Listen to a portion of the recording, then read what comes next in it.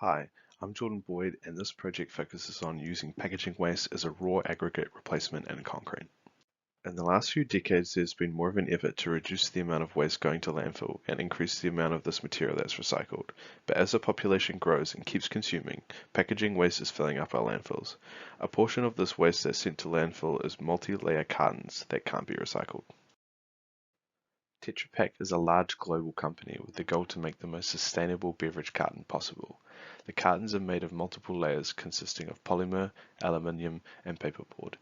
These layers are difficult to separate in a financially viable way, so the cartons are often sent to landfill instead of being recycled. To recycle these cartons properly, the best way is to find a use for them with all of the layers intact, without the need for separation.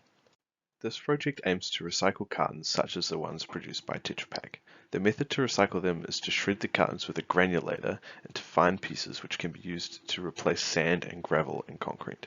This will include optimizing the processing of the cartons and the potential use of additives to create a material that can be used for more structural purposes.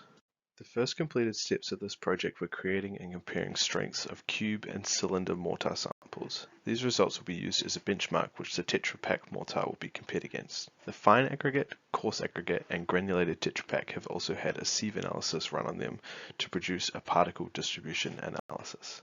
Unfortunately, after the initial tests were done, the compressive testing machine required maintenance. Due to this, future samples will not be able to be tested for their early strength and instead will be tested when the equipment is fixed.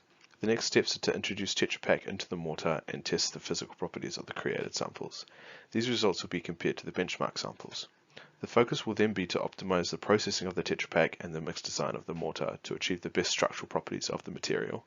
Potential uses for the material will then be identified and the suitability of the material to fit this use will be determined.